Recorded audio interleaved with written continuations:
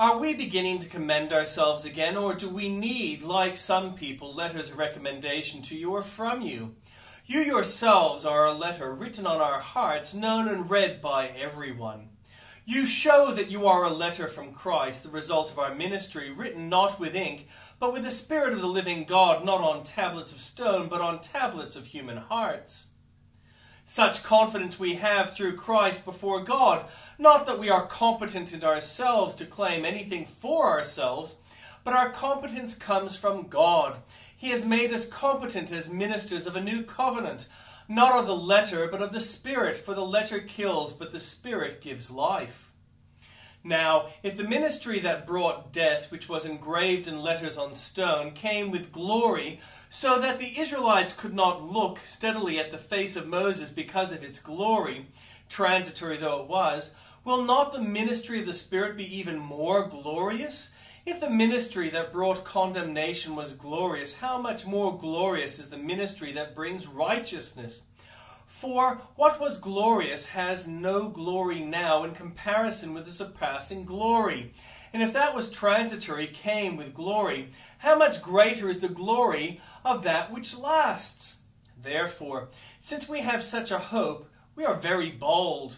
We are not like Moses, who would put a veil over his face to prevent the Israelites from seeing the end of what was passing away, but their minds were made dull, for to this day the same veil remains when the old covenant is read.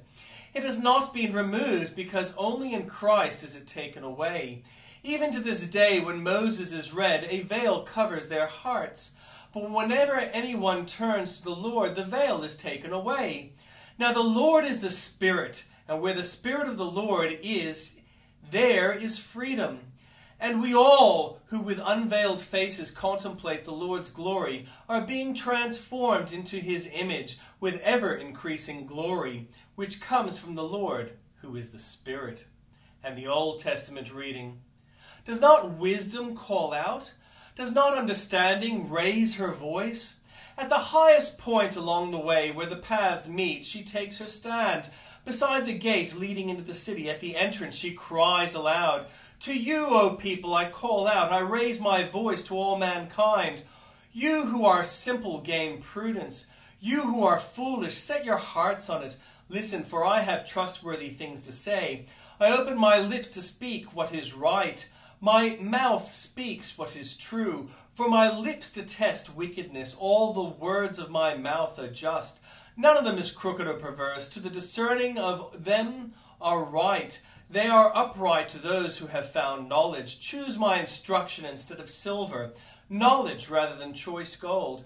For wisdom is more precious than rubies, and nothing you desire can compare with her. I, wisdom, dwell together with prudence. I possess knowledge and discretion. To fear the Lord is to hate evil. I hate pride and arrogance, evil behavior and perverse speech. Counsel and sound judgment are mine. I have insight, I have power. By me kings reign, and rulers issue decrees that are just. By me princes govern, and nobles, all who rule on earth. I love those who love me, and those who seek me find me. With me are riches and honor, enduring wealth and prosperity. My fruit is better than fine gold. What I yield surpasses choice silver. I walk in the ways of righteousness, along the paths of justice, bestowing a rich inheritance on those who love me, and making their treasuries full. The Lord brought me forth as the first of his works, before his deeds of old.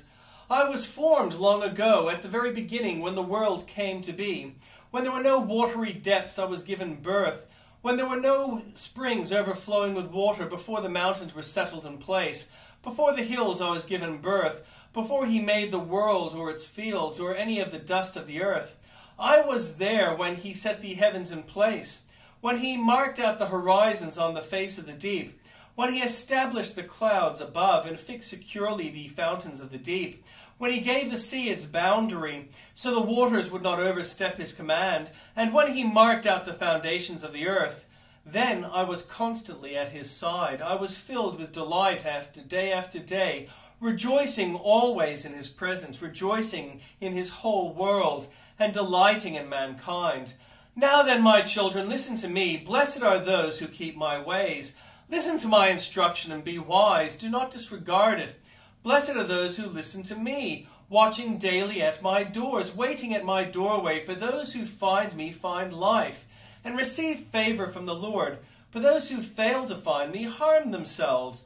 All who hate me love death. Wisdom has built her house. She has set up its 7 pillars. She has prepared her meat and mixed her wine. She has also set her table. She has sent out her servants, and she calls from the highest point of the city. Let all who are simple come to my house. To those who have no sense, she says, come eat my food and drink the wine I have mixed. Leave your simple ways, and you will live. Walk in the ways of insight. Whoever corrects a mocker invites insults. Whoever rebukes the wicked incurs abuse.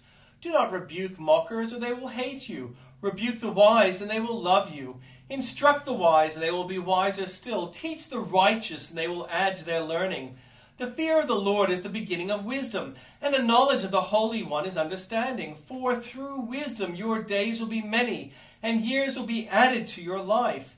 If you are wise, your wisdom will reward you. If you are a mocker, you alone will suffer.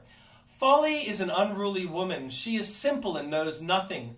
She sits at the door of her house on a seat at the highest point of the city, calling out to those who pass by, who go straight on their way, let all who are simple come to my house. To those who have no sense, she says, stolen water is sweet. Food eaten in secret is delicious. But little do they know that the dead are there, that her guests are deep in the realm of the dead.